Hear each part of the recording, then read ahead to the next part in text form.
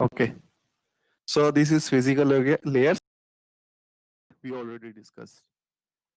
Now the thing is the communication link. So three types of communication link possible: simplex, hard duplex, and full duplex. Simplex means only a one direction or unidirectional transmission is there. That's it, like TV broadcasting, right?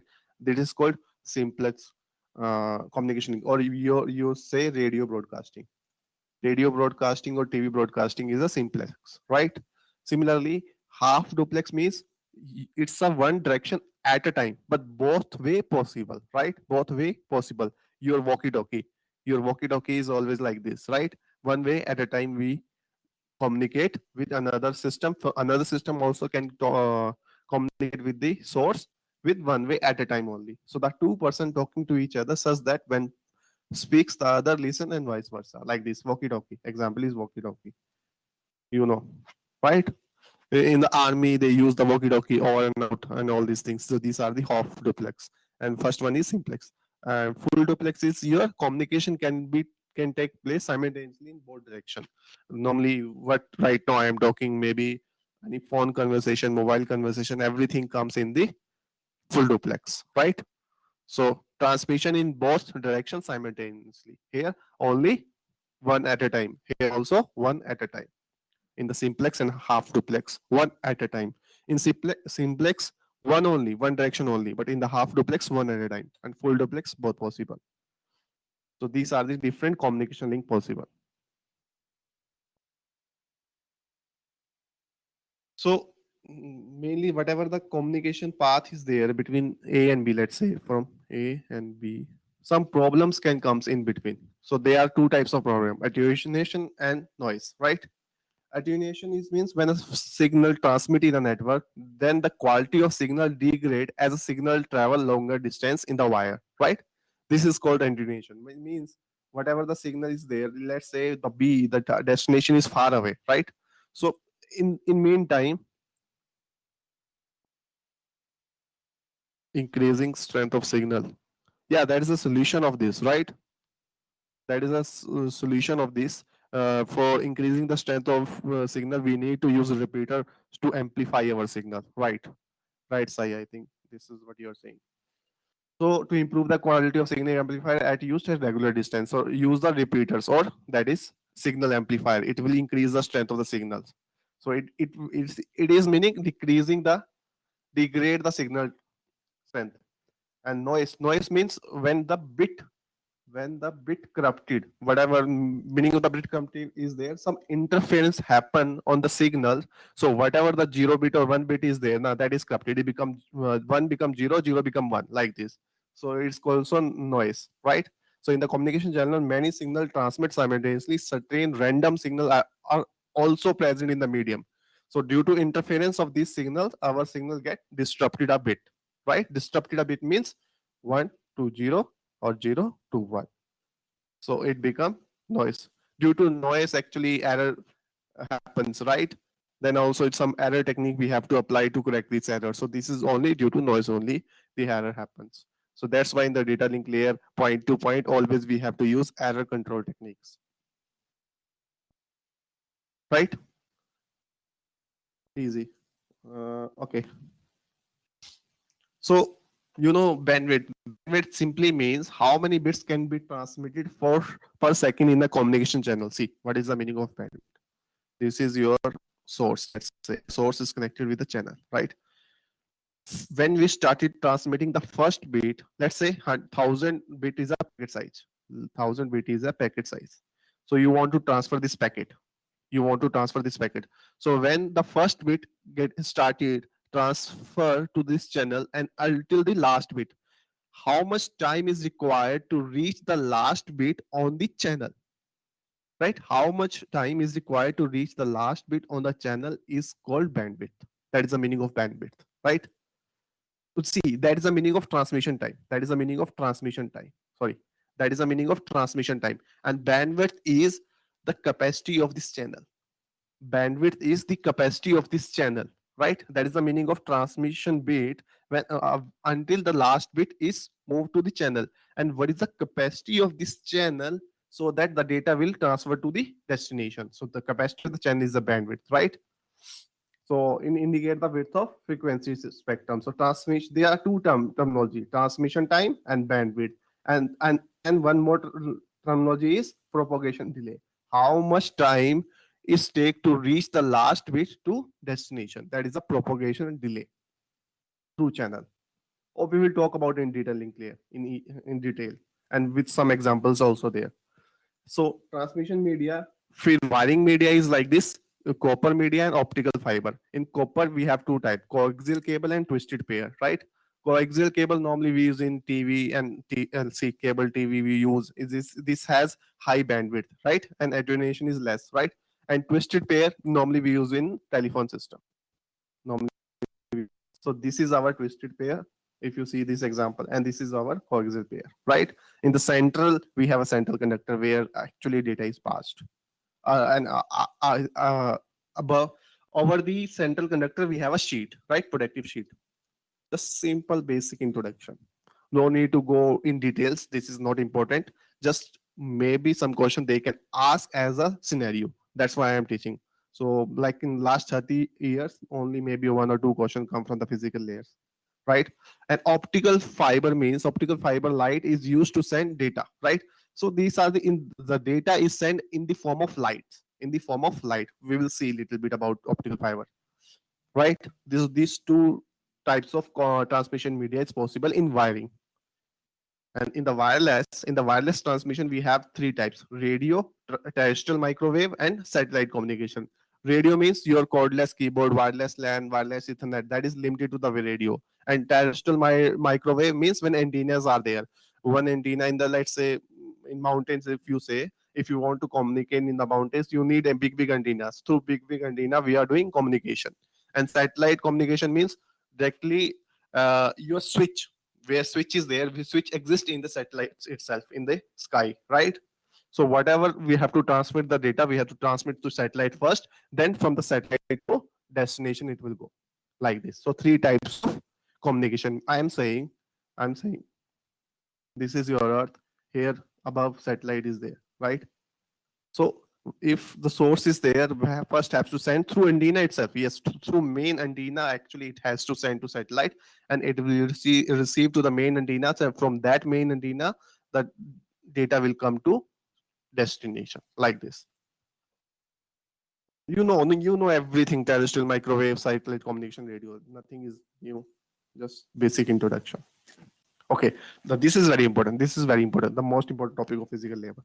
So how we are converting our bits into signal, that is important. Encoding, how the bits are there. Now 0 1 0 1 0 1 1 1 1. This data stream is there. You need to convert that data stream into signal, so that only then we can transfer. Only that data will propagate to the destination. So how there are multiple techniques are there. So let's see what techniques are there. So this encoding techniques are non-zero to zero, non-zero to zero, right? So let's say this is your one, upper level is a one, and the lower level is a zero, right? So 1 0 0 0 0 0 1. This is your data stream. Let's say this is your data stream. So this is non-zero, and this is 1 1 1 1 1 1 1 1. This is 0 0 0, and then 1, right? Now, corresponding to non-return to zero, we have two variants. Non NRZ level and NRZ inverted level. In NRZ level encoded, the polarity of the signal change only when the incoming signal change from 1 to a 0, or from 0 to 1. Here in inverted, transition at the beginning of bit interval bit 1, and number no transition at the beginning of 0, right? See the example actually first.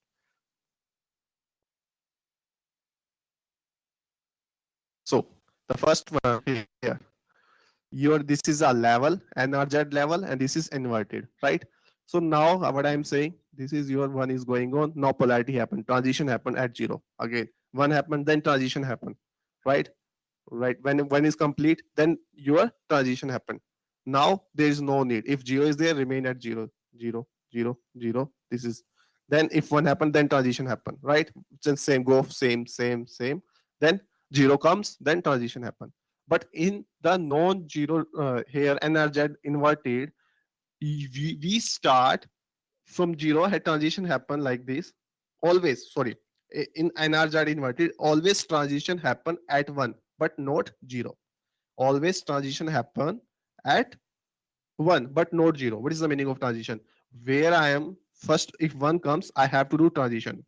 Then go simple. Then zero is there. Now no need to transition. Whatever. If zero is there, fine. Keep as it is. Keep as it is the signal. Then one comes. Now again you have to do the transition. That is the definition of NRZ inverted. So now go one. Again zero came. No need to transition because at zero we are not doing transition or polarity. There is no change of signal. Goes. One come again change of signal. Like this, right? So every clock cycle there is one bit. Every clock cycle there is one bit. Every clock cycle there is a one bit. Every clock cycle there is a one bit like this, right? So this is two way of NRZ level and inverted. And the issue with the NRZ also. What is the issue with that? Let's say in the data stream, so many zeros comes. So many zeros come in the data stream. Let's say this one. So many zeros are comes. Always, so there is no change in signal, right? So if there is no change in signal, then the receiver, uh, it's difficult for the receiver to distinguish one zero from another, right? Where actually our data is stopping. So many actually problems are coming if so many zeros are there. So actually we have to use the better technique so that when we are converting bits to signal, the fluctuation in the signal will be more. If the fluctuation in the signal will be more, then to interpret will be easy as compared to NRZ, right? Right? Say yes or no at this point. You're getting right. We are just converting our bits to signal, right? Okay. So two techniques are there: non-return to zero, which is level inverted. Both variants are linked to this one. Okay, this which is very important. Now the problem arises when there is a long distance of zeros or one and the voltage level is maintained at the same value for long time. Now one more thing I just want to tell. Voltage level means if the voltage is plus 5, then you have a 1. If the minus 5, also we have 1. If plus 0, then it is 0. How this the represent, right? If like let's say at this position, this is 0 voltage, this is plus 5 voltage, this is minus voltage. This is how the signal is, right? Okay, this create a problem on the receiver end because now the clock synchronization is lost due to the lack of any transition. Transition means change in the signal, right? Fluctuation in the signal. Due to lack of the transition, hence it is difficult to determine the exact number of 0 and 1 in this sequence. So if we use NRZ technique, then this problem can exist. The clock synchronization is lost. So to deal with that, higher technique is there, which is biphase encoding. So there are two types of biphase encoding. Let's see. So biphase Manchester and differential Manchester. This differential Manchester is very important. And see biphase Manchester first. In biphase Manchester, transition from high to low, high to low, high to low. This is high to low, right? This is high. This is high to low in middle of interval, right? In middle of interval, and the transition from low to high in middle of this is left. Let's I'm saying this is your clock. This is your clock, right? This is let's say full clock. One clock is there, right? So this is half phase. This is half phase, or this is next phase. This is first phase. This is next phase, and this is the middle one. This is the middle one, right? In the clock, when if one comes, if the one comes, then we have to go high to low, like this, right?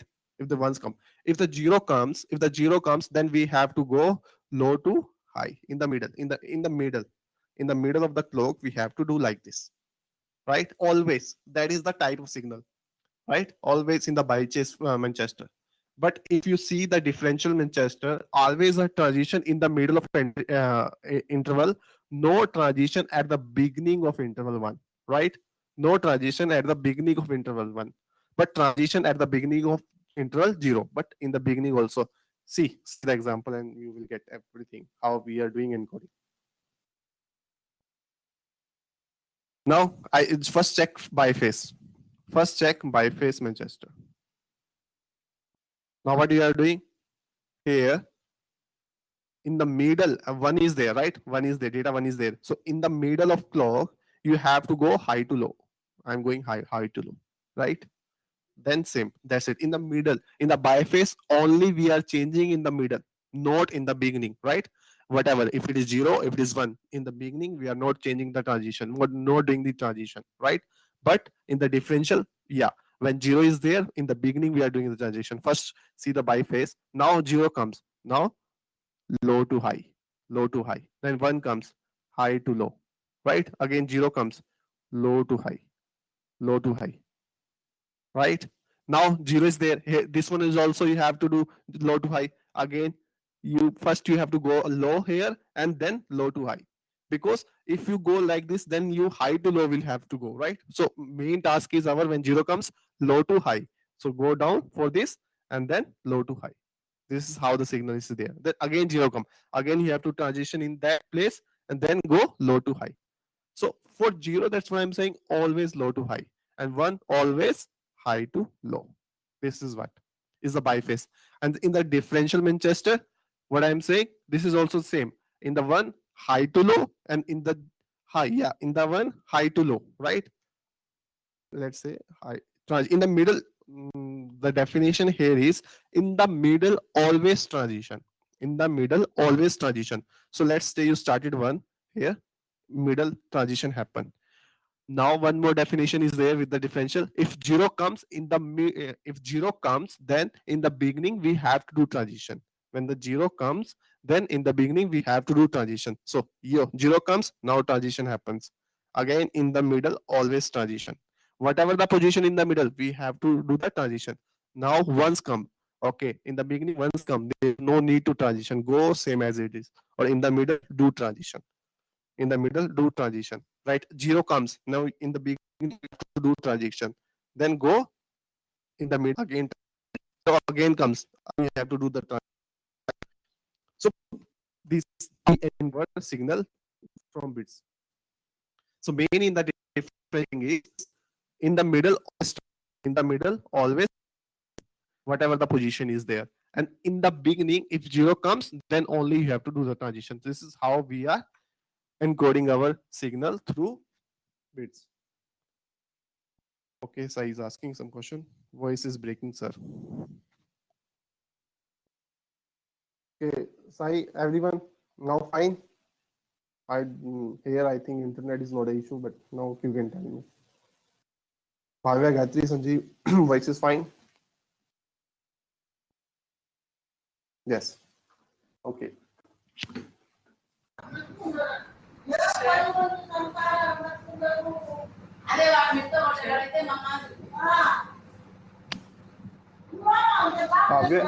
Bhavya, you are saying something? Yeah, sure. Can you explain the differential structure once again? Yeah, sure. Okay, fine. What I'm saying, say these multiple techniques are there of from bits to signal, right? So what I'm here doing, let's see. For the differential Manchester, there are two rules are there. First rule are always transition in the middle. Always transition in middle, right? In middle. And second one,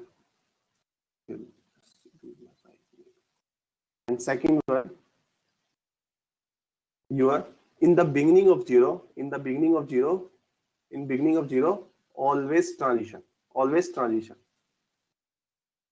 In the beginning of 0, always transition, right? These two rules are there for differential Manchester. In the middle and in the beginning of 0, that's it. If 1 is there, then keep as it is. So let's say 1 is there, right? Go 1, this one. In the middle, we have to do transition. So we are doing transition. Now 0 came. Transition means we have to change our signal, right? So here transition, polarity happen, polarity of signal, right? Transition happen, right? If go 0, in the middle, always transition. In the middle, always transition. Then 1 came. In the beginning of 1, we no need to do the transition because it is a differential Manchester. Go straight. Then in the middle, always transition, right? Similarly, 0 comes, again you have to do transition. Then in the middle always, right? So 0 comes, again transition. 0 came, again transition. Right now at one you are, right? At one you are. Now no need to transition. Go in the middle, always transition. So whatever the position in the middle, always transition in the differential Manchester. That's the meaning. Okay. This differential Manchester is very important, right?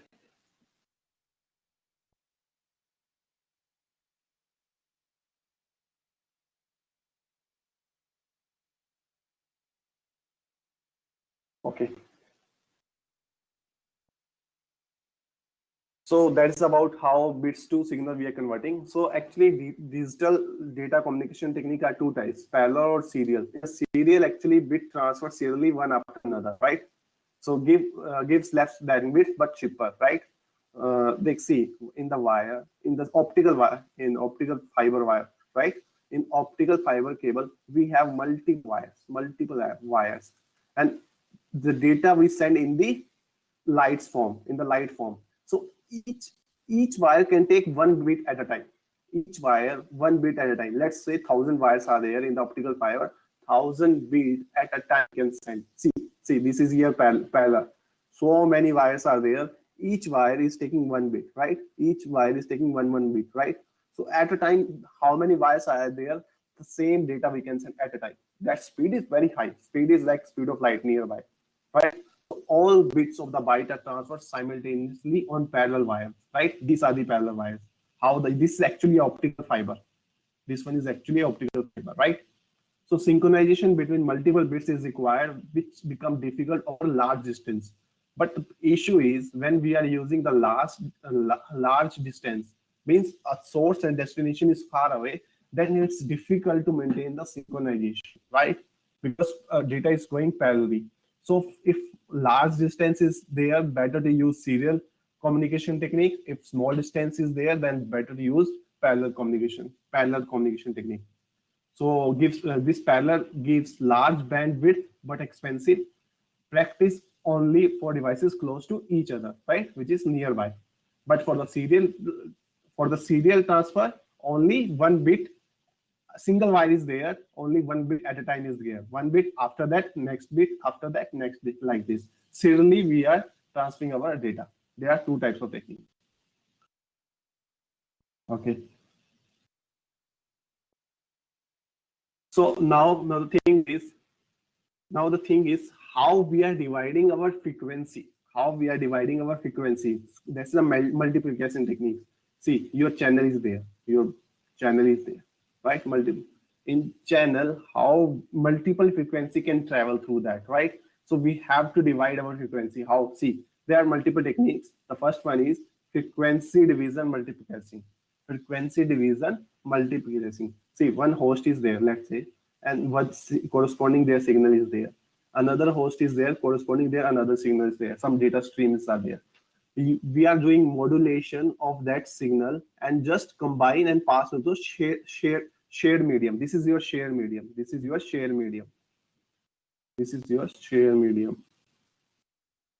Right? So whatever the data stream we are passing from host A, and whatever the data stream we are passing from the host A, it will convert into signal. Then the signal is combined, but the frequency of host A and the frequency of host B is different, right? So if we combine the signal also now, but both signal have different frequencies, right? So there is no chance of interference. When they comes at same frequency, then only interference comes. Otherwise, not possible, right? So both at different frequencies, so interference will not be there. Smoothly, it can travel. But the bandwidth of the channel is large. It can contain multiple frequency at a time, possible, right? So this is possible in the case where transmission media has a bandwidth than the required bandwidth of signal to be transmitted. So whatever the bandwidth of channel will be always more than the required bandwidth of signal, right? So number of signal can be transmitted at the same time. So each source is allotted a frequency range. So see, example take na 88 to 108. This is radio 1, right? So every radio channel we gave some different frequency. So your radio station, one radio station will transfer at this frequency, another station will transfer at another radio frequency. But the medium is shared, right? The open air space they are using, the whatever the satellite they are using, the same satellite using by every radio station. So the channel is same, but frequency is different. There is no interference from one radio to another radio station until unless frequency match. If frequency match, then only interference will come, otherwise not, right? So your cable TV network also, your radio network also, these are the this one. So these two different signal to avoid overlapping if different frequency is there, right? Different frequency is there, right? And one more thing, important line. Let's say if I gave 99.9 some to some radio channel and another gave 104 to 1, like saying, I'm saying some frequency gap also will be there between two channels, between two radio station frequency, some frequency gap will be there. It's not like that 99.9 and 100, give 100. Then there are little chance of overlapping. So there are some frequency gap will be there to avoid the overlapping also.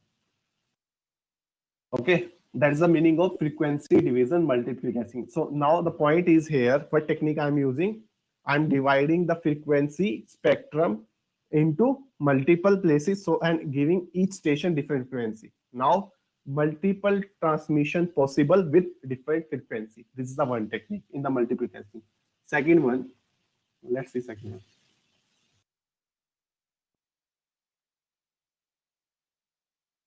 So is the time division multiplexing. Second one is the time division multiplexing. This is possible when data transmission rate of the media is much higher than data transmission rate of the media is much higher than the data rate of the source, right? Data transmission rate of the media is much higher. So whatever the bandwidth of the media, whatever the channel we are using is much higher than the data rate of the source. So multiple signal can be transmitted if each signal allowed to be transmitted for definite amount of time. So now what I'm saying, whatever the time, we are dividing our not frequency, we are dividing our time. We are dividing our time. Let's say this example, 4 hosts are there, A, B, C, D. These 4 hosts are there, and that is the data stream. These are the data stream of from host A, and these are the data stream from host B. These are the data stream from host C. Similarly, data stream for host D, right? Now you want to send the data, right? Now we send the data in packets or frame, right? It's the same thing, packet and frame for now, same thing. So now first, we are giving some time slot for the frame. Let's say one in the first frame, the first part is given to A, then B, then C, then D. This is and which technique I'm talking about? Synchronous TDM, the part of time division multiplication. So this whole time slot is given assigned to this one. So the whole that particular complete frame will different host A, B, C is transferred, right? So this time slot is fixed for C only in the synchronous time, and this time slot is fixed for the A only in the frame. Similarly, this time slot is fixed for the B only. So time slot in the starting fixed, right? So if data is there or not there, you have to send. Let's say in the first frame, C is done. Now there is no data. Now there is no data from C. Now the space, whatever the space is there now for the whatever the time slot is given for host C, it will empty. It is not given to anyone, right? So this is the meaning of synchronous, and the second was the asynchronous to solve this problem, because now that there is space wastage, right? There is space wastage. At this time we can send the data, but we are not able to send still, right? So that is the disadvantage of synchronous TDM. Is there any reason for media for having high transmission rate than data rate? Is there any reason for media for having high transmission rate than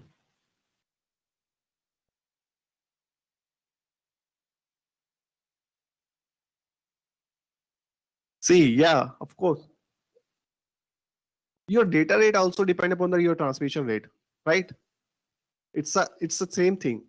see your high transmission rate, what your propagation delay is very fast, your the speed is the speed of light we are using, right? So your data rate and transmission rate is the same thing, how much data we can transfer at maximum. But the compatibility of our host and media, that is the main point, the compatibility of host, because how much data we are sending, but the capacity of our media is how much, that is the main thing, right? See asynchronous first, then in this method, slots are not fixed, right? Slots are not fixed. Stay in the are there, right? These four slots are not. Have to give A, B, C. Done. Okay, fine. In synchronous stadium, slots are not fixed, right? In the first frame, here I'm using three slots. I'm using three slots. I'm using three slots, let's say. So A1, B2, B2 means host 2, right? B2 means host 2, the first B, first A, and then C, then C. The slot is given. Now see the next frame. Next frame will be the priority will be 4. Now D1, the D first bit, then A first bit, then B B1, right? Second frame gone. Now go to the third frame. There is no data, so slot is no fixed. Fine. Go to the second bit of D, right? Second bit of D, then here A bit, right? Then last the third bit of D. So again this one gone, and the last bit of A, like this. So I think always all the slot is full. Always all the slot is full. This is the meaning of asynchronous stadium. But in the synchronous, we are fixing the time slot. We are fixing the time slot in the frame. Yeah, that you have to send. That's the meaning. So here the more advantage is there, but more complexity will also comes, right? So when you write the program for asynchronous TDM, dividing the bits into how we are assigning the bits to the slot, that is a complex program. But in the synchronous, we are fixing everything. Some disadvantage from the synchronous, but there is complexity with the asynchronous also. How we are doing the multiplexing, right? So that's in single frame, 4 different host data we are able to transfer, right? There is no single host. I am saying in single frame, 4 different hosts, we can send the data in single frame, right? This is a single, we are dividing a time slot. And this is like a so fast. This is like if so fast, it seems like a parallel transmission. It seems like a parallel transmission. Guys, say yes or no.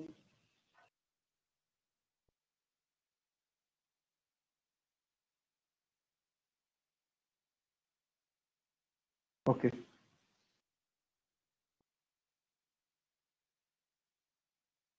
Okay, fine. Good. Sanjeev? Fine. Okay.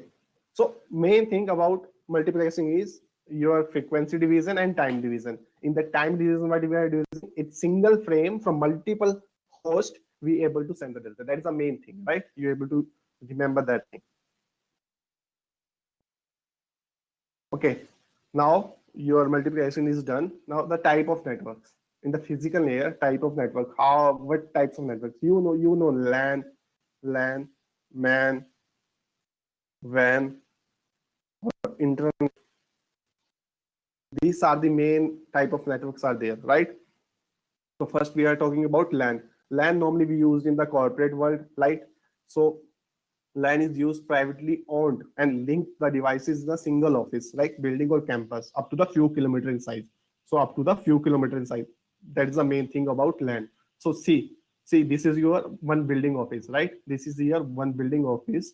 Now what I am using, maybe it is not visible to you. Just I am showing you. This is your what topology I'm using. This is your bus. We'll talk about bus also. This is topology, bus topology I'm using. See, this is your workstation, right? This is your another workstation, right? And with that same backbone cable, the printer is there. This is your printer, right? This is your printer. This is your sniffer, and this is your file server.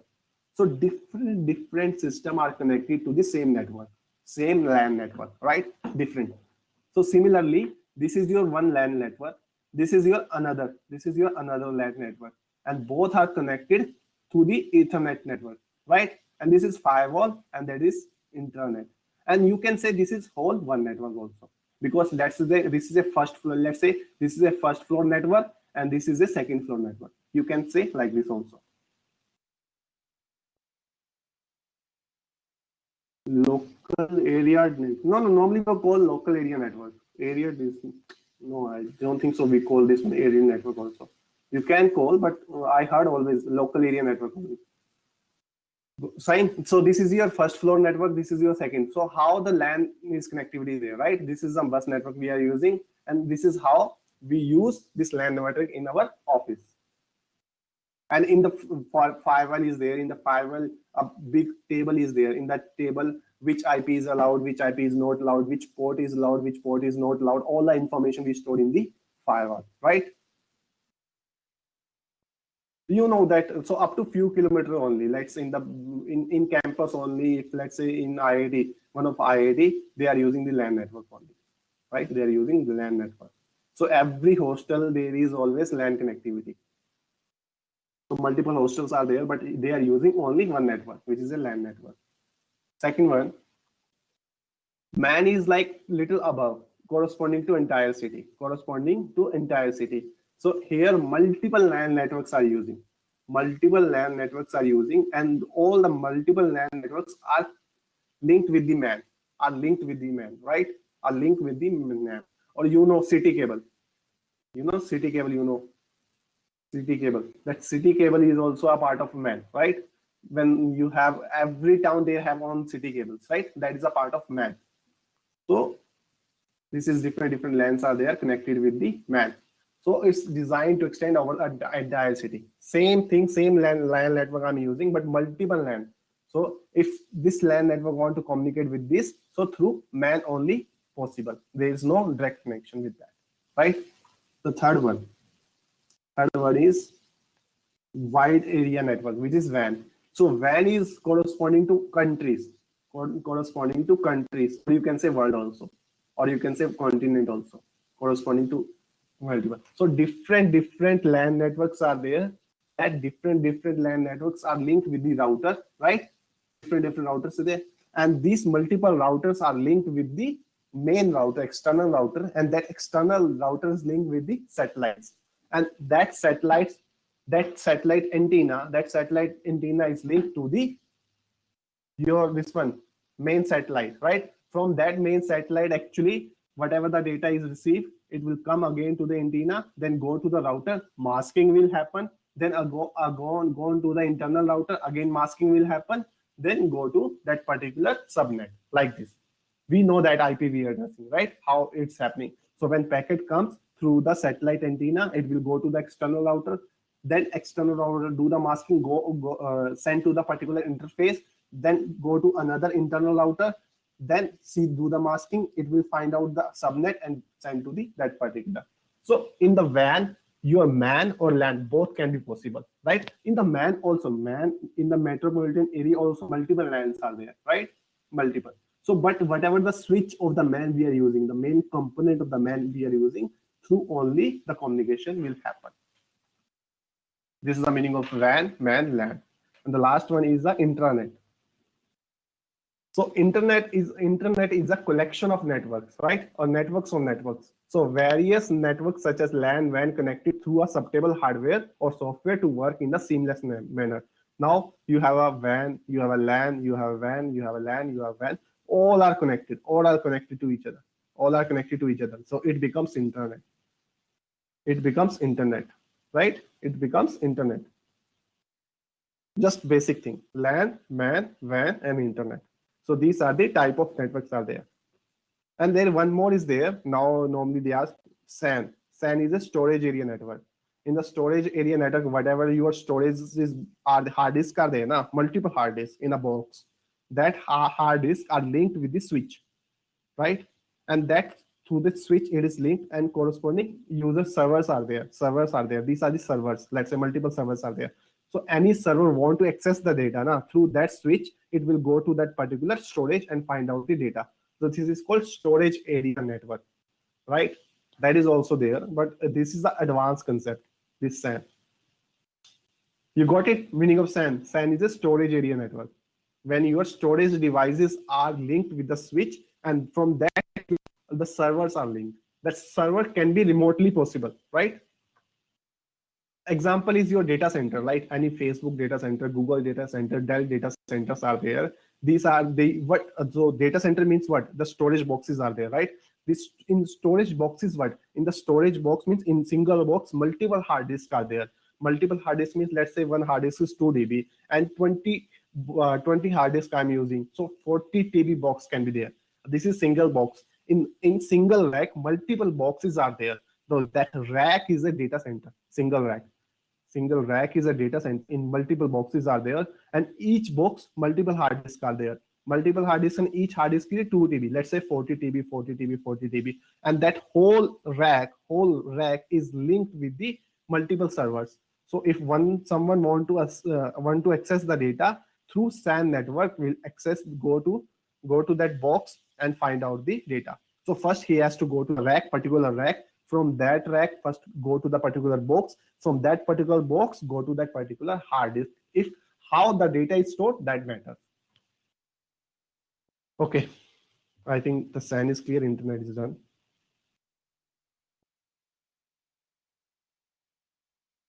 Okay, now I think your network types is done. And from the physical layer, the last topic, network topology. This is very important.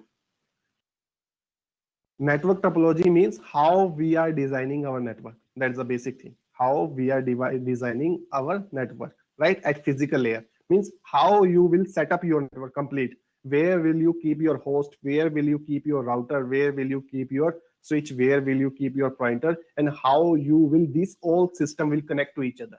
That is called topology. So some techniques are there. The first topology is a mesh topology. Means fully connected. Every host is connected to each other. Every host is connected to each other, right? So it's called a mesh topology. First one, fully connected. Second point, robust, highly reliable. What is the highly reliable? If some host is failed, still other remaining hosts are connected to each other, right? So that is called highly reliable. Not flexible. Why it is not flexible or poor expandability? Let's say one more host we want to add in that. So multiple links you need to do like this, multiple links, which is a highly cost, highly expensive, and it is a poor expandability. So it is not flexible or poor expandability. It's the same thing. Both terms are same thing actually. So total, see, this is meaning of mesh. So total number of links to connected in n nodes means, let's say n hosts are there. So how many links possible? I'm asking. N nodes are there. How many links are possible? So it will be n into n minus 1 divided by 2. It's like the nc2, n combination 2. That number of links possible, right? So I'm using 4 host means 6 possible. 4c2. So it will be 6, right? 4c2 will be 6. So 6 links are possible, right? That's a mesh. The second one is the bus topology. In the bus topology, one shared medium we are using. This is your shared medium, right? Corresponding to that shared medium, we are connecting multiple stations. These are the stations. These are the multiple stations. And there is a starting point of the shared medium and the end point of the shared medium. So this is your end, this is your terminators, both side terminator. And we called the interface between station and shared is a tap. This is a tap, right? This is your tap. And this cable we also call this a backbone cable. Right? So these are the station, how they are connected. This is flexible, expandable. Yes, expandable. If any new node we want to connect, directly go to the share medium and connect. This is simple thing, right? There is no multiple links and nothing is there. Moderate reliability. Yes, some reliability is there. If some station is lost, some tap will be there. Still, we are receiving the moderate reliability, but not all, because maybe that due to the station, this shared medium will affect at that part. So up to here communication is possible, but after this not possible. And moderate performance, yes, moderate performance is there in the bus topology. So whatever the LAN network we are using, Ethernet network we are using, for using the LAN network or Ethernet network, we have to use this bus topology. Every time we use bus topology this way, a shared medium is there corresponding to shared medium, multiple hosts are connected, and that shared medium is doesn't mean only wiring, wireless also, right? Shared medium means wireless also or wiring also, both. Third one is a star topology. In the star topology means a central hub is there, a central thing is there corresponding to central link, every node is connected. Corresponding to central link, every node is connected, right? So this center link, let's say this is high speed, right? Whatever the data comes, it will forward to that particular host or to everyone, depend upon what central equipment we are using. So for corresponding to center, multiple equipment possible. Let's say your hub you can use a repeater you can use, right? Or more things, switch we can use gateway, we can use router, right? So these are the different equipments, hardware and software you can use. Let's say hub or repeater, these are the completely physical or electronic device, right? There is no software in it, there is no software. So when we are using hub and repeater, then what they are doing, when the data comes, it will broadcast to everyone, but when we use switch, gateway or router, then it has some software means some information is there, right? Some intelligence is there, so it will have some intelligence. So it will send the data where it required, we see in the router we have a router table, right? Routing table, we do the masking. This masking is means some intelligence is there, right? So it will go to that particular subnet, not to everyone, right? But when we are using hub and repeater, it will broadcast to everyone, like this, because intelligence is not there. So hub and repeater is a passive device. Without intelligence. These are the passive device, and your switch, router and gateway are the active device, or you can say electronic or intelligence device or active device, right? So this star coupler can be possible two-way, broadcast fashion or frame switching fashion. In broadcast fashion, we have a repeater or hub, and in the frame switching device, we have a node, we have a switch, we have a router. That is possible, two-way possible. Guys, say yes or no about star topology. You got it or not? Everyone, right? Fine. Easy. Nothing is difficult. But the point is, when the central node is failed, complete network will be down. When central node is failed, complete network will be down. But is a high reliability. From the perspective of host. When one host is down, still network will work. When one host is not down, then still network will work. But your central device will down now, then everything will be down. Let's say network is there, this LAN is there, and this LAN is connected to the router.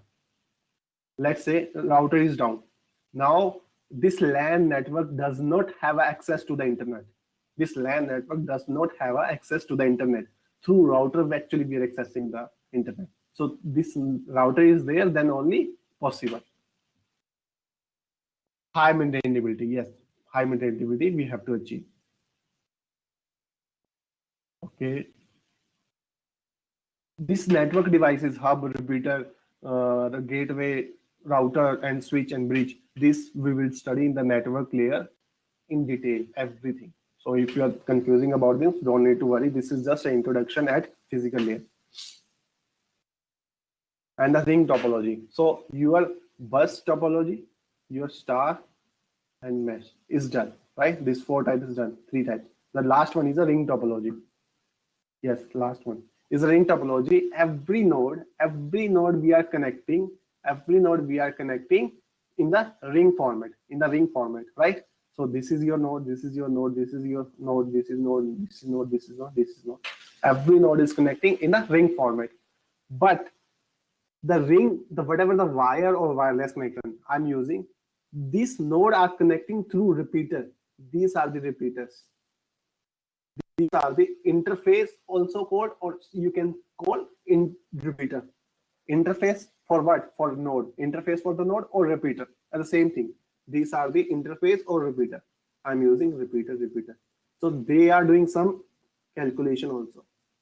These are the repeaters. And from each repeater, there is always node, our host station.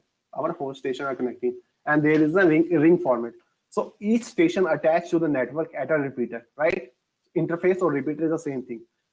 Because in some books you will study about interface, in some book they will say repeater, right? Can transmit data on the network through the repeater only, right? Data are transmitted frames. So whatever the host, it will transfer the frame to the repeater, then repeater will transfer the frame on the ring or on the network. Frame circulate past all other station and destination station. Okay, see what is happening. When we send a frame on the ring, it will go and check the repeater. Repeater know about their station. Repeater know about their host station. It will see it's my frame or not. If it is not frame, then it forward to next repeater, otherwise take as a destination, right? Repeaters knows the destination address of the network. Destination address of the host means whatever the host IP is there, repeater knows. Similarly, frame continue to circulate until it return to the source station.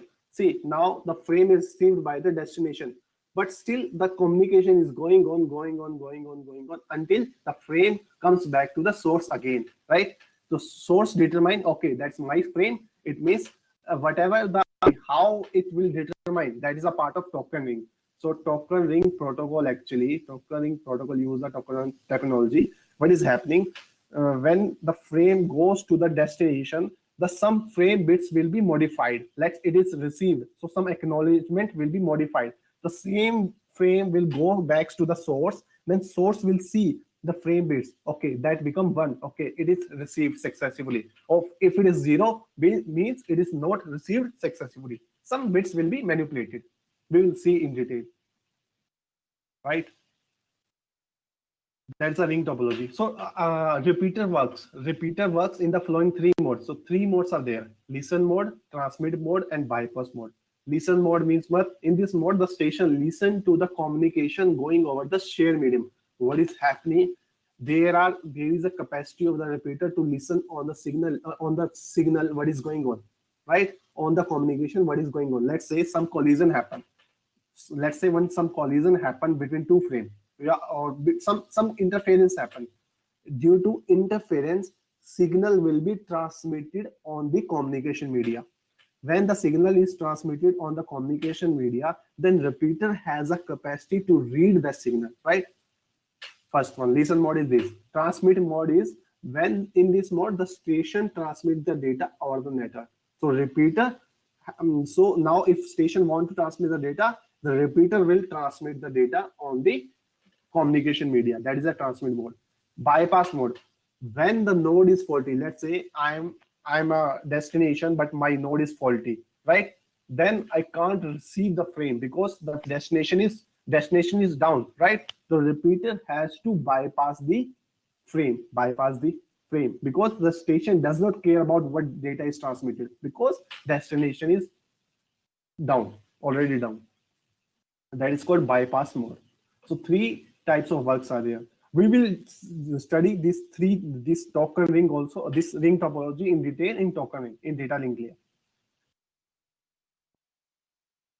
The last one, okay, tree topology is there. Okay, in the tree topology, this topology can be considered as an extension to bus topology, right? Extension to bus topology. It is commonly used as a cascading of equipments. For example, you have a repeater box with 8 ports. Right? Now 8 hosts we can connect. As 8 station we can connect. Station and host are same thing.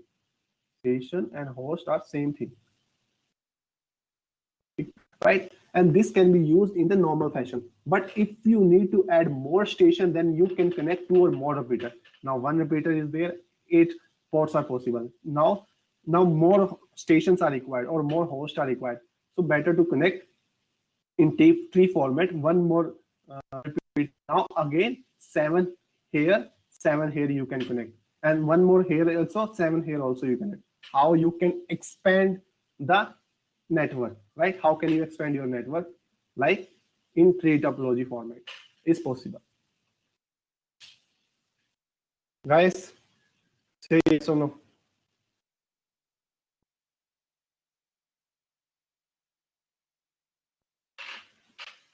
Okay, I think done. Am I too fast or not? No, at moderate speed only, right? So the thing is that your topology is done, your network type is done, your communication media is done, and your encoding techniques are done. So mostly every physical thing, mostly we cover up, right? Now, but some things we have to take care about is this collision and broadcast domain. So this topic is very important from gate perspective.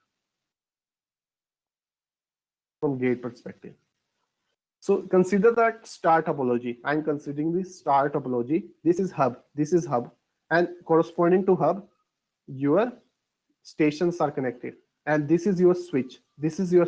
Corresponding to switch, stations are connected, and this is your router, and corresponding to this, stations are connected, right?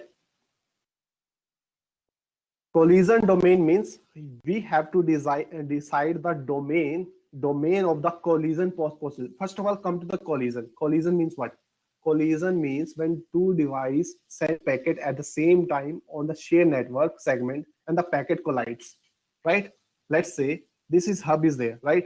This station is sending to this one, and this station is also this. This is 1, this is 2, this is 3. 1 to 3 and 2 to 3 is also communication is there, right? 2 to 3 is also communication is there.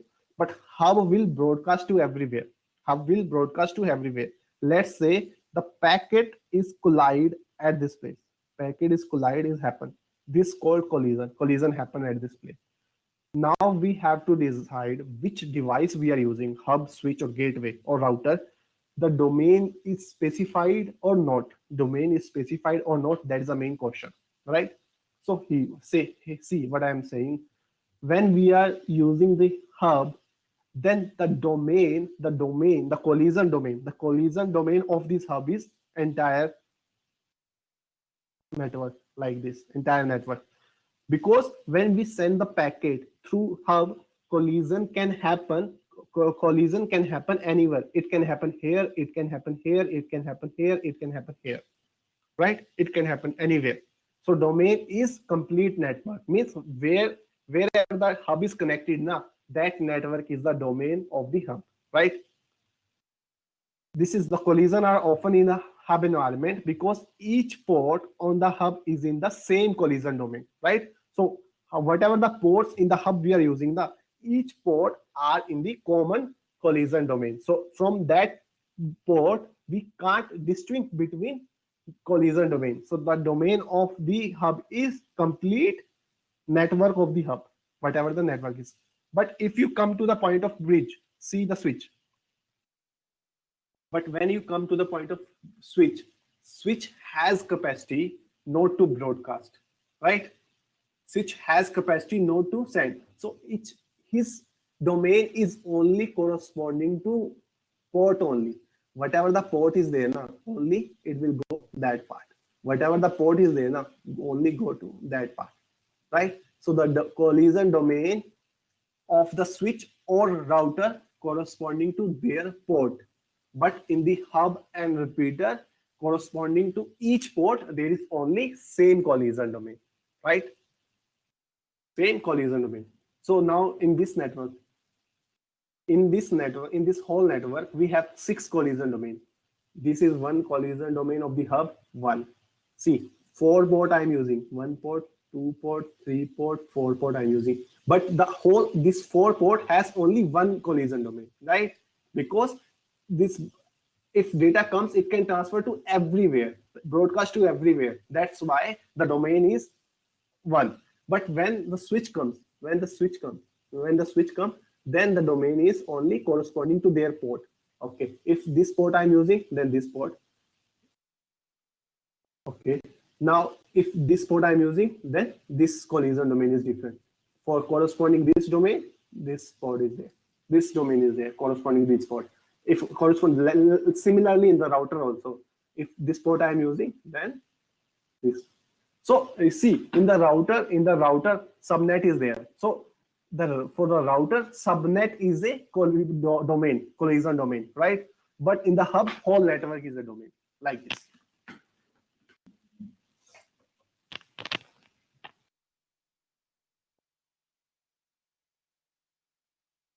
Guys, say yes or no about collision domain.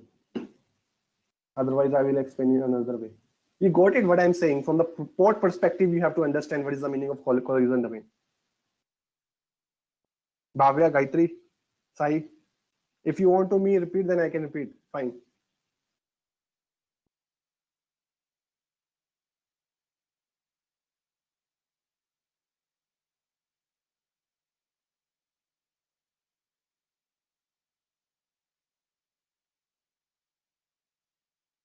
Clear, right? So simple thing is, the main thing is whatever the port is there, but here corresponding to each port, the domain is only one. But here from the port, we are identified, okay, from that port, I have to go that station, not to everywhere. That's the main thing. Fine. So that is a collision domain. Now come to the next point, broadcast domain. In the broadcast domain, a broadcast domain is the domain in which broadcast is forward, means where we can send the data, See, in the router, if you have a broadcast IP, you will transfer to only sub network, not to complete network, right? Let's say this is whole network, right? This is whole network, and one internal router is there, right? When the destination address is a broadcast IP, when it will come to the router, it will see it is a broadcast IP. It transfer to the only required subnet, right? So 4 ports are there corresponding to this router. 4 ports are there, and each port is linked with the subnetwork, right? So now see, it will go to that particular area. So this is called broadcast domain. So router has broadcast domain, right? Router has broadcast domain like this. So if you see hub don't have it. If here I'm using hub, right? If here I'm using hub, then it will transfer to everyone.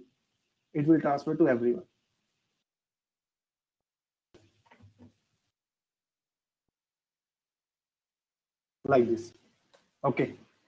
So a broadcast domain contains all devices that reach each other at the data link layer by using broadcast.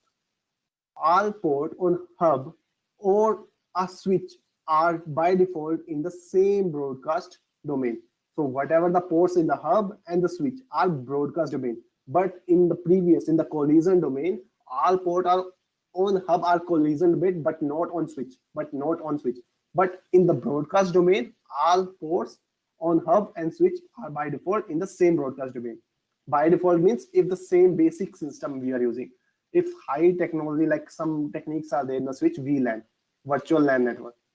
If we are using this one, then we can make this switch also particular port broadcast domain also. That's possible. That is a new technology, let's say.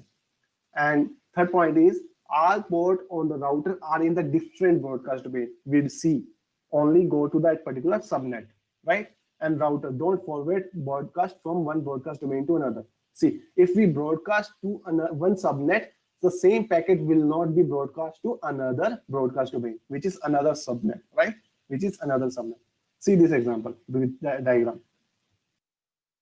So now same network is there now. If I'm sending here, right? If the packet comes to the switch, it will forward to everywhere, forward. So it is a broadcast domain of hub and switch is a common. But for the router only, this is the broadcast domain, and only this is so only three broadcast domains are there here. Three, or earlier collision domains are six collision domain in the same network, but here broadcast domain are three, right?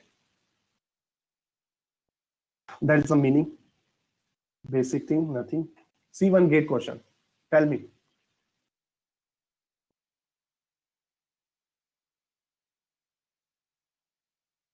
Tell me about what is the answer. Which of the following statement is false regarding a bridge? Achha, okay. Bridge is a switch. Let's consider a bridge is a switch for now. Bridge means if we want to connect multiple LAN networks, we need some devices. So that device is a bridge. Bridge actually we use to connect multiple LAN networks. It's a layer 2 device. The answer will be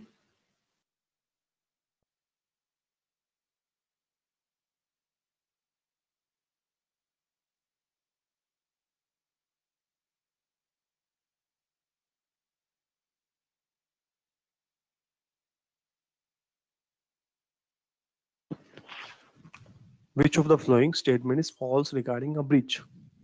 So bridge is a layer 2 device, right? Bridge, consider bridge as a switch. Consider bridge as a switch, right? So bridge is a layer 2, but bridge reduce collision domain. Yes, bridge reduce collision domain. You know that because it is corresponding to port only. Corresponding to port. Whatever the switch is there, on if port is there, only the domain of that collision domain is up to here, right? And bridge is used to connect to a more LAN segment. That is also true because if one bridge is there, multiple LAN we can connect to bridge possible, right?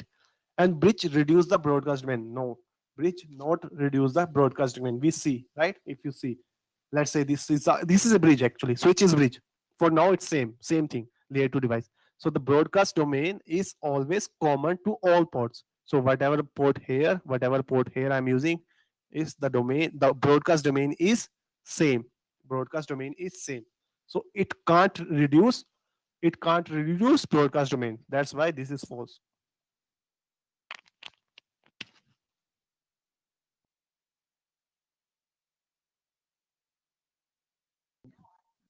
Guys, any question on this? Clear, right? Bhave Gayatri. Sai.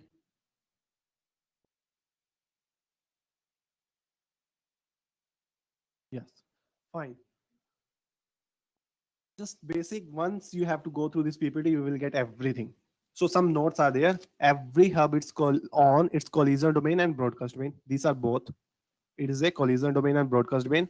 Every port in of switch and bridge is collision domain. You know that thing. Every switch slash bridge, it's on broadcast domain, right?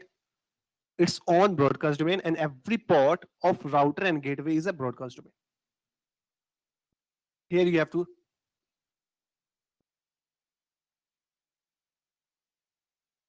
Okay, right, guys? This point is clear, right? The first one, hub, it's on your complete hub. How many number of ports? These all ports are corresponding to one collision domain and broadcast domain, right? But in the switch, every port or switch and bridge is collision domain, right? Every port in collision. But if you think about the broadcast, every switch and bridge is on broadcast domain. These four things are very important actually. These are very important from the gate perspective. If you want to learn about this thing, you can open the Cisco CCNA courses there now about these switches and bridges. You will get everything in detail.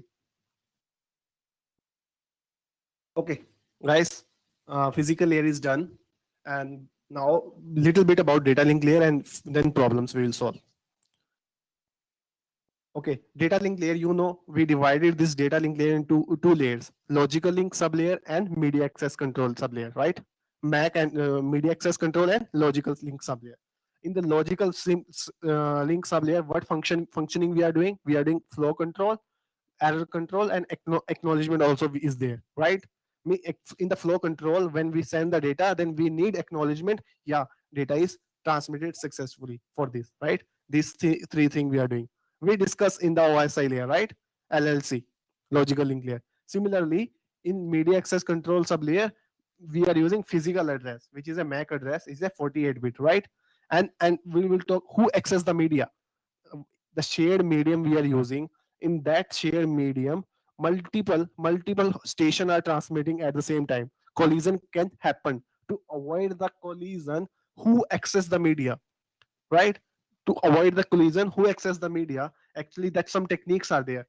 So that also we will discuss in the data link layer. See here, you have bus topology, and three stations are connected, one, two, three, right? Now you want to send that packet frame from 1 to 3.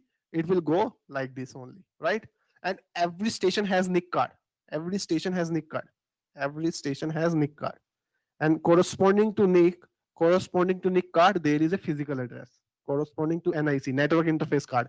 Corresponding to NIC card, or also called network interface controller, whatever, interface card or controller. So every physical address is assigned to the NIC, right? So it will go, the packet will go and go to the particular station. Three is a destination, right? So it will see the at the data link layer the MAC address and then send to this one. This is a data link layer work, right? So in the data link layer, bridges and switches we used. So switch or bridges are the layer 2 device. Switches and bridges are the layer 2 device. So it will transfer to that particular station also, but also it will amplify the signal. Also it amplify the signal. Switch has the capacity to amplify the signal also. Normally repeater has, but switch also has a capacity to amplify the signal. Guys, right? The basic thing about data link there. Okay, let's talk about delays first. Then we, after learning about delays, we will study flow control. Some techniques are there about flow control. Three techniques, namely three techniques are there: stop and wait, right? Go and back, and selective repeat. And selective repeat. So these three techniques are there. For understanding these three techniques, we should know about delays. What is the meaning of delays? Let's talk about delays. Transmission delay. Transmission delay is how much time it will take to place the data on physical wire, right? That is a transmission time or transmission delay. It's the same thing. So let's say 1000 bits are there. 1000 bits are there. You want to transfer 1000 bits. So how much time it will take to the last bit of the packet to reach to the wire, from the first bit to the last bit. From the first bit, let's say first bit is moved on the wire, then second bit, then third bit, then fourth bit, then fifth bit, and the last bit. That time is how much time it will take. That is a transmission delay. That is a transmission delay. When the last bit is reached to the wire, then we can say the transmission time of the packet, right? So this is your bandwidth. This is your bandwidth. Or at what data rate, it will transfer. At what data rate it will transfer. That data rate is a bandwidth is given. Is a bandwidth of the medium, right? So now the transmission time is the length of the packet. L is a length. Length means number of bits in packet. Let's say 1000 bits divided by bandwidth. Let's say the channel medium is 100 mbps I'm using. 100 mbps I'm using, and 1000 MB, 1000 bit you want to transfer. Just you need to divide. That's it, nothing else. So 1000 bits divided by 100 mbps. So 10 is to power 6. So whatever the time will come in second, that is the meaning of this one. So what is this one, right? So it becomes 10 is to power minus 5. So it becomes 100 millisecond is a transmission time. 100 millisecond is a transmission time to transfer 100 bit with the data rate 100 mbps. With the data rate 100 mbps, right? That is the meaning of transmission time. You know, time means length divided by speed, right? Length divided by speed. Distance divided by speed is the time, right? You know. Guys, transmission delay is done. Next, second one is a propagation delay. Propagation delay means how much time it will take to send the data from one point to another. Now, your last bit is here, right? So when this last bit will reach to the destination, that's it. That is the meaning of propagation delay. This last bit is reached to the destination, right? So it is what is the requirement to find the time? The length of the wire, the length, d is the length of the wire, and v is the velocity. Which velocity? Speed of light we will send, right? Velocity, that is the velocity. So time to send that packet is d by v, means length of the wire divided by velocity. Velocity is normally we use 3 into 10 raised to power 8, or whatever the given, right? It's depend upon the question. So that is the propagation delay, right? It means the last bit is reached to the destination.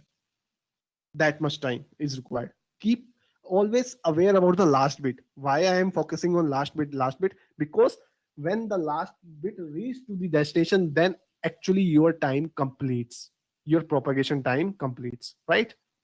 See, now your length of the wire is 2.1 kilometer. Length of the wire is 2.1 kilometer, and the velocity I'm using is a 70% of speed of light. You know, speed of light is 3 into 10 raised to power 8 milli per second, right? You know that thing. And the 70% means what? 2.1 into 10 raised to power 8 milli per second. So 2.1 kilometer, and the velocity is 2.1 into 10 raised to power 8 milli per second. Sorry, not milli, meter per second. 2.1 into 10 raised to power 8 meter per second. Now the thing is, when you divide this one, 10 raised to power 5 minus 5 second will come, means 10 microsecond. 10 microsecond is the propagation delay to send this 1000 bit to destination, right? Transmission time and propagation delay is clear. Guys, say yes or no. These two terms are very important because multiple question every year there is a one question, maybe alternate year it will come. So propagation and transmission is done. Now your 1 millisecond, 1 millisecond is 10 raised to power minus 3 second. 1 microsecond means 1 10 raised to power minus 6 second. 1 nanosecond is 1 10 raised to power minus 9 second. And I just want to talk about this one also, and that is very important. When we are transferring our data, let's say in the travel, when the data in the travel form, then we say 1k is equal to 10 raised to power 3, right? But when we are storing our data, when we are storing in the memory, then we say 1k is equal to 2 raised to power 10. Both are different because 2 raised to power 10 means 10224, and but in the travel 10 raised to power 3. So you have to see the question carefully. When we are storing the data, then you have to use 10 1024, right? But when the same data, when traveling is happening, when the same data traveling is happening, then what you have to use? You have to use 1000 only. That is very important. So be careful about these things, right? See what I'm saying. See, length is this one, and bandwidth is 1 kbps, and length is 1000 bit, right? This one is there. So what will be your transmission time? Your transmission time will be 1000 divided by 1000, which is 1 second, right? Now the thing is, your length is 1 kb. Data size is 1 kb. What is the meaning of data size? Which is 1024. But in the bandwidth, the speed is 1000 bits per second. 1000 bits per second, right? So now it with time is this one. This is the difference actually, right? You got it. In the data, you have to take care about 2 raised to power 10 this way. But in the travel, in the bandwidth and the speed, you have to see 10 raised to power 3. Guys, clear?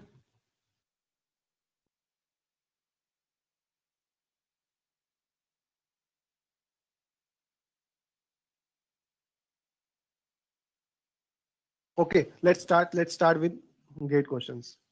Actually, for today, the concepts are done. Just see the gate questions.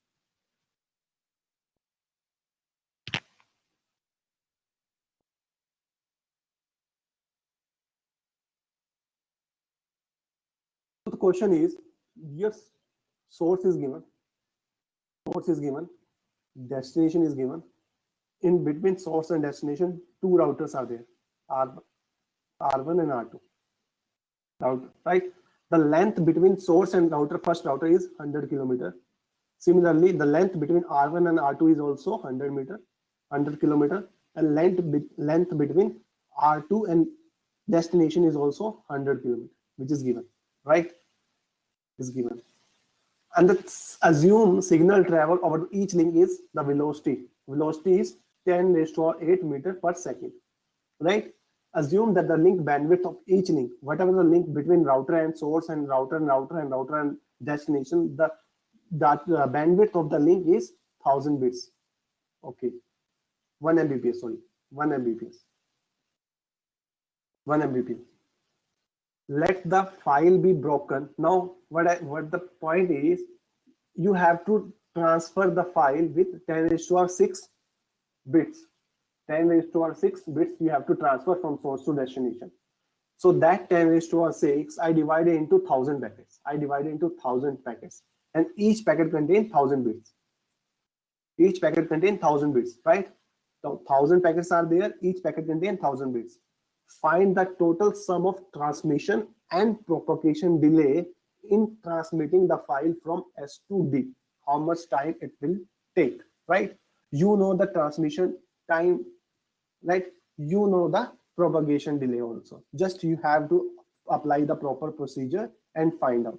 And one more thing, the router has a capacity to store and forward. Router has a capacity to store and forward. So whatever the data comes to the router, again you have to transmit, right, to a wire, right? That thing you should remember. So you want to try, or just I can explain the answer directly? What do you say, guys? You want to try? Say yes or no.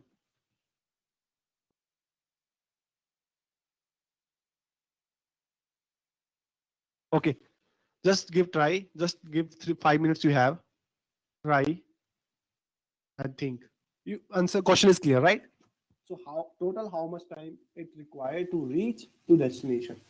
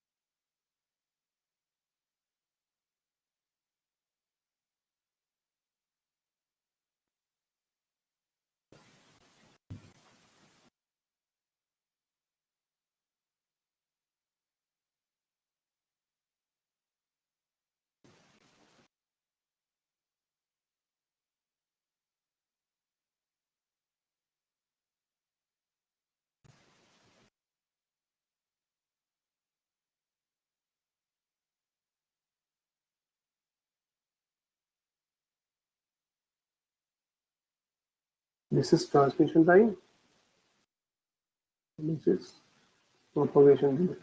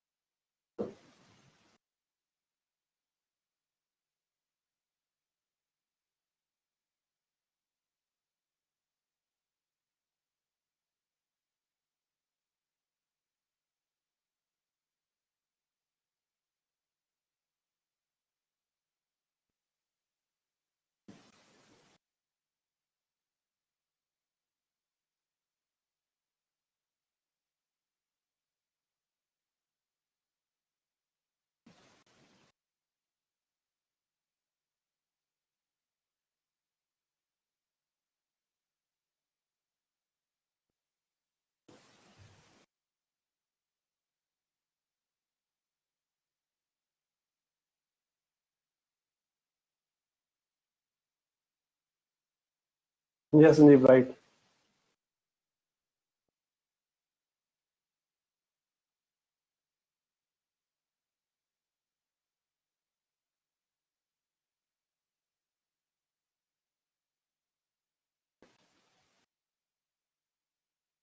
See, just first try to calculate the this one transmission time. Let's say transmission time I'm calculating.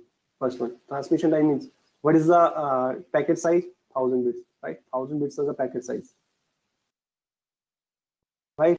And your bandwidth is, because transmission time what? Length of the packet divided by bandwidth, right? And your bandwidth is 10 raised to power 6, 1 Mbps, which is 10 raised to power 6, right? So here 1 millisecond will come because 10 raised to power minus 3 will come. So 1 millisecond.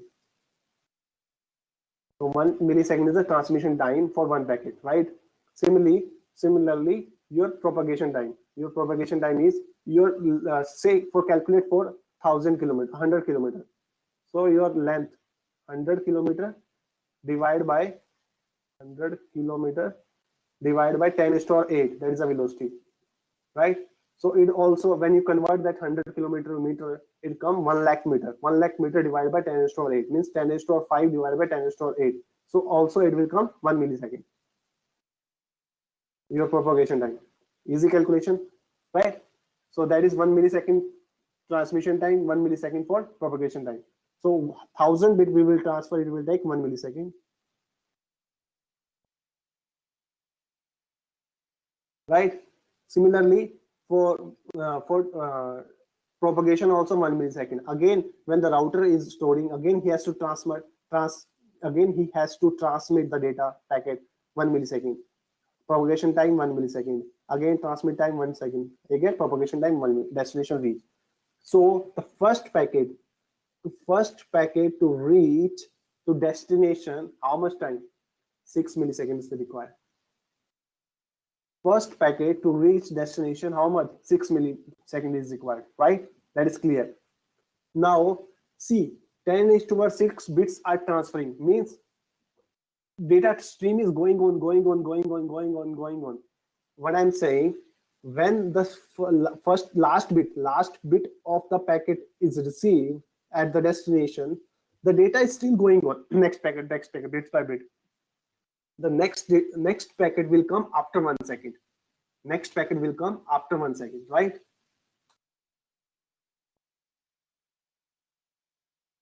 Oh, sir, can you repeat the 6 millisecond? Of course I can. Okay, see, from source to wire, to source to physical wire, how much time? 1 millisecond. This is the transmission time, right? From starting from the source wire to router 1 wire, from source wire to destination, router 1 wire, how much second? 1 millisecond, right? So the 1 millisecond is a transmission time from the source, right? Then the propagation delay up to here is a 1 millisecond. Now it becomes 2 milliseconds.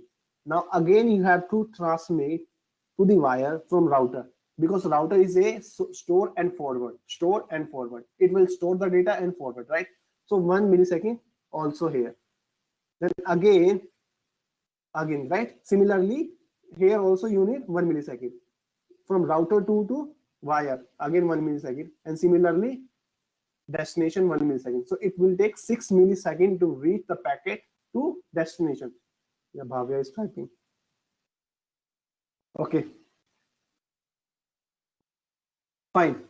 So 6 milliseconds is required. Now what I'm main thing is, what I'm telling actually, the whole data stream is going on in pipelining process, right? It is not like that one packet is complete, then only you have to send the second packet. No, 10 raised to power 6 bits are there, that all going in data stream as a stream is going on until last bit will be not there, right? So nothing is stopped, right? So next packet will come after 1 second, right?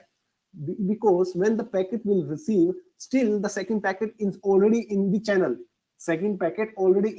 Right? So when the 1 millisecond for the first packet is done, again from the next millisecond, second packet also on the check-in, right? from the third millisecond, the third packet will be on the channel, right? So after next millisecond, this second packet will be received. Second packet will be received. Similarly, after one more millisecond, next packet will be received. So this is your second packet. This is your third packet. Similarly, goes to 1000. So first is done. How many left? 99. So 99 millisecond is required to reach to the destination, plus 6 millisecond for the first. It will become 10005, which is answer is A. That's why answer is A. You got it. The main point is the data transfer happening in the pipeline, right? Pipeline means 10^6 bits are moving in the stream, always moving. That's the main thing, right? So in the first millisecond, when the transmit of first packet happened, in the second millisecond, the same transmission of the second packet happened, and the same time, the first packet will go to the router 1. The first packet will go to the router 1 at the same time. And the same time, the second packet will move to the wire, physical wire. Got it? Guys, say yes or no.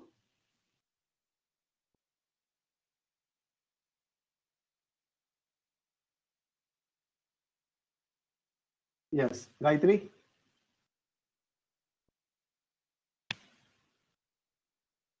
Yes, fine, easy, right? So don't confuse. See, actually you have to transmit the file, which is the size of 10^6 bits, right? I divided the file into packets, but a packet is always in continuous mode, right? It's not like first you have to transfer, wait it complete, then only. No, it's not like this. It's depend upon which technique we are using, but normally we transfer in pipeline processing. Okay, good. The answer is done. 1005. So here you can calculate 1005. You can see the answer here later. Okay, now the next question is consider two hosts X and Y connected by the single direct link of rate. This bandwidth of the link is given. The distance between two hosts is 10,000 kilometers, and propagation speed along the link is 2 into 10⁸ meter per second. Host X send the file 50,000 bytes as one large message to host Y continuously. Let the transmission and propagation delay is P millisecond and Q millisecond. Now you have to tell me value of P and Q. Now there is no router, only source and destination, right? Bandwidth is given 10⁶, and the length is given 10,000 kilometers. Always remember, you have to calculate in millisecond, right? And speed of the link is also given. And what size you have to send? 50,000 bytes. Now you have to tell me what is the value of P and Q. You have 3 or 4 minutes. Try to calculate. Find out the transmission time. Find out the propagation time in millisecond and match.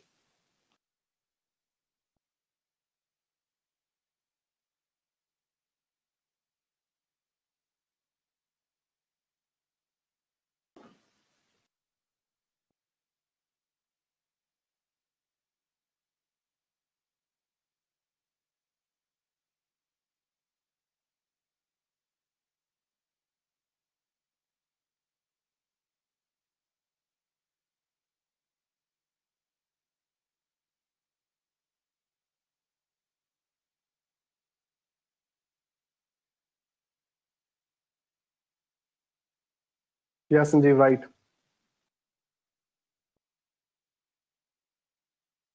Bhavya, right. Easy, right? So if you calculate the transmission time, what? Your packet size or your data size, what is your data size? Which is your 50,000 into byte is there, multiply by 8, because in the bits we are calculating. And what is your bandwidth? Bandwidth is 10⁶, right? 10⁶. So if you calculate, it will come 400, but 0.4 something, so 400 milliseconds. If you can calculate this one, right? So 400 milliseconds. And about the propagation delay, in the propagation delay, your this one length of the wire, which is 10,000 kilometer, convert into meter, and this 2 into 10 is to 8. So 7 cut 10 there, 1 by 20, right? Which is 1 by 20, which is 0.005 second, you can say. So that's a 50 millisecond. So answer is 50 millisecond.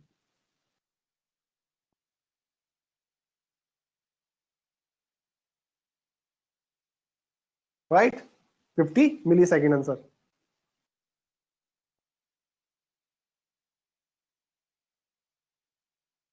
Okay, next.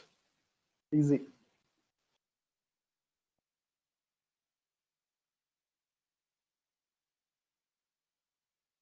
Again, your IP question. This is, let's see, you remember subnetting or not. So your internet service provider has a following chunk of CIDR based IP available, this one. This address space is there, right? This address space means this is the first IP of the block. First IP of the block. ISP want to give half of the chunk of address organization A. There is A organization, half of the chunk. Half of the address means half of the address, let's say half of the address is given to A. Let's say, and it's not confirmed, but half of the given to this one. A, yes. And a quarter of the B. And quarter of the B. And the rest will be itself remaining with the that ISP only. This one is ISP only. Now you have to tell me which of the following is the valid allocation of address A and B. Which of the following is the valid address of the A and B, means you have to tell me the first IP address of A and A organization and B organization, first IP address of the block. Question is clear, right? This is your gate 2012 and 2017 ISRO. Same question, same ISRO question, and this is the gate question. Same question with same answers.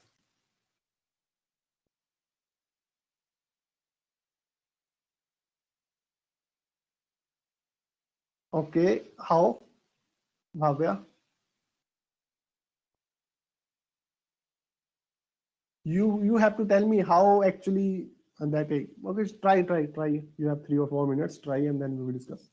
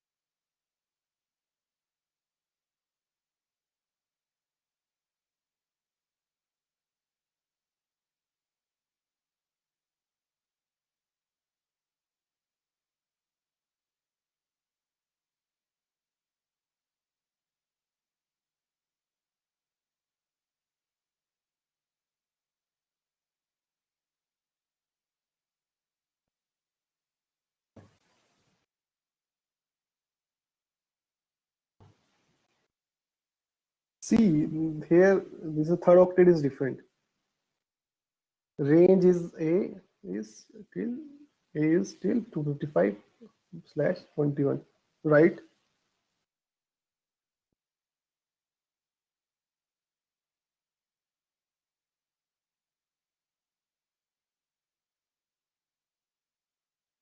See, main thing is take third octet. Take third octet. How many bits from third octet? This is 8-bit, this is 8-bit, and 4-bit from the third octet, right? 4-bit from the third octet. That is a part of subnet, right? The remaining will be host. Remaining will be host. So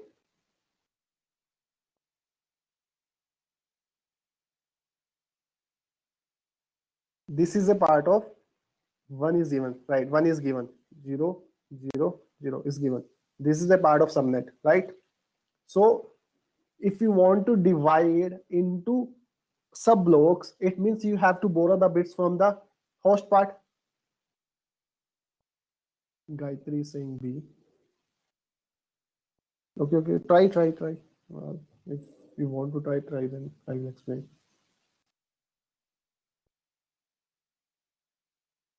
Gayatri, answer is A. Think again what you are doing. Visualize this thing. That is very important question. By looking answer, it seems confusing to you. Just see how the answer is right. Just you have to see both. Now you are what you are doing. The both are first IP of organization A and first IP of organization B are same with different subnet mask. It's possible? Not possible, no? Right? You can't give same subnet ID or block IP to two different organizations. Right? Okay. Now see, now ultimately, if we are dividing block into sub block, you have to borrow the bits from the host part, right? I said one thing, right? Say in the class A, class B, if you remember, this is let's say complete network, 2 raised to power 32 IP addresses are there.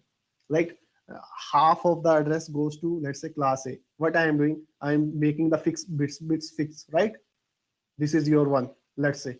The next remain other will become 0. Let's say, or this is become 0, right? So other become as a 1, right? So this is your class A, and then rest of the IP. Now you want to divide more, right? So next bit become 0 here, and here become 1 1, right? So this is your class B. Then here I'm dividing this one. So here become 0, and this is become 1 1 1, right? So this is become your class C. Again you are dividing. So this is become 1 1 1 0, and the here part become 1 1 1 1. So this is your class D. This is your class E, like this. So how we are dividing our addresses? So main thing is, if you want to divide,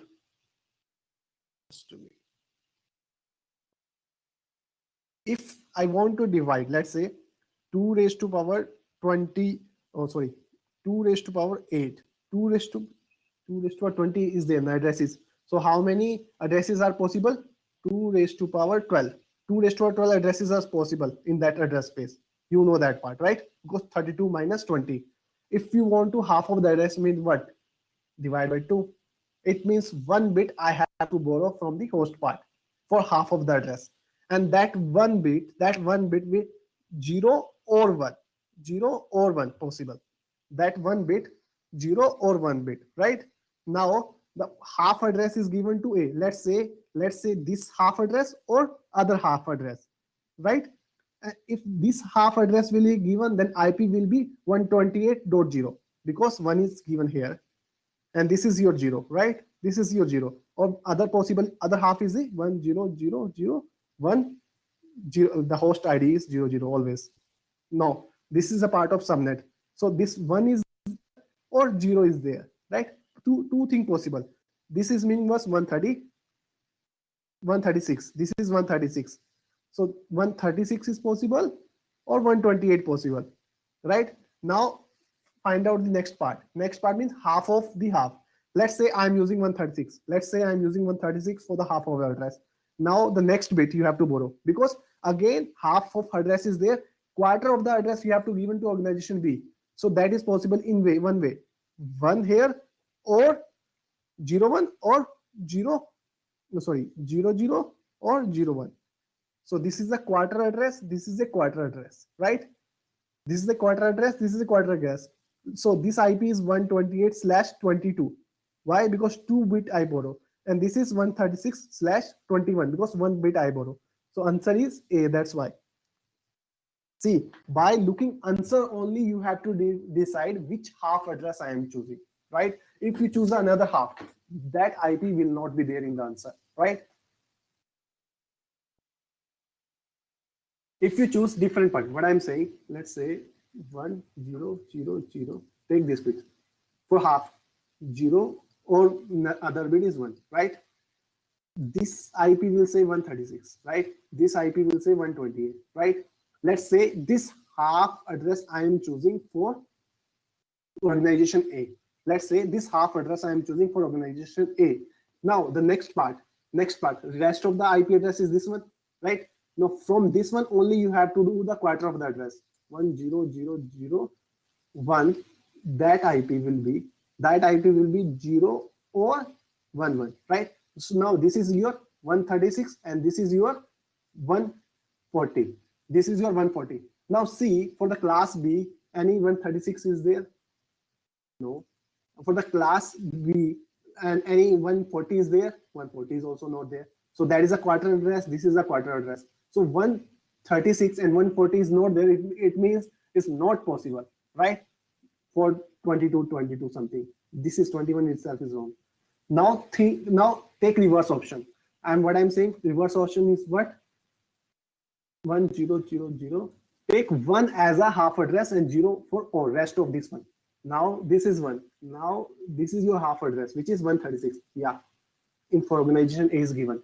Now this 0 is there, make them 1 or 101. 01 or 00, right?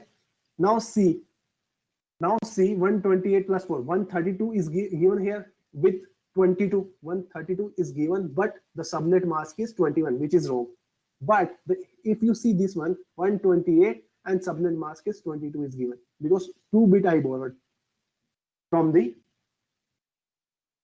host, right? So that's my answer is it, right?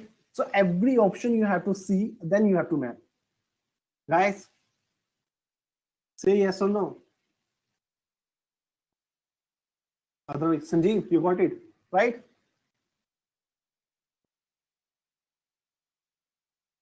Side, right? Clear? It makes sense, right? But same thing I'm doing. That the whole network is there dividing. The first bit like you borrowed is, let's say, yeah, got it, right? Same thing. This is your 0, this is your 1. So next bit will be your 0 or 1, like this. So if I'm using 1 as a half address, then it will be 0. Here, 0 or 1. Like this I'm using. So from the answer you have to see which is the right first block IP. That is the only way, right? So everything you have to calculate. Normally what we are in the starting, what we are thinking, okay, the 0 bit is there, assign the half of address. So 128. So 120 wala IP jo hoga, wo for the first for the organization A, which itself is wrong. Okay. I think fine. I'm done. Leave that part. Up to here is fine. Guys, any question you can ask? Otherwise, I am done. Okay, this is the solution. If you want to see, 2 ways are possible. 1 or 0. So if 1 is there, go to this one. Right? So if 1 I'm using, the half address is used, and the remaining will be 00 and 11. The rest of the IP. The rest of the IP.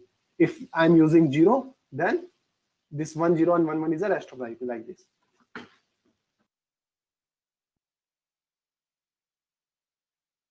Okay. Guys, thank you. I'm done. Any question you can ask? Clear? Fine.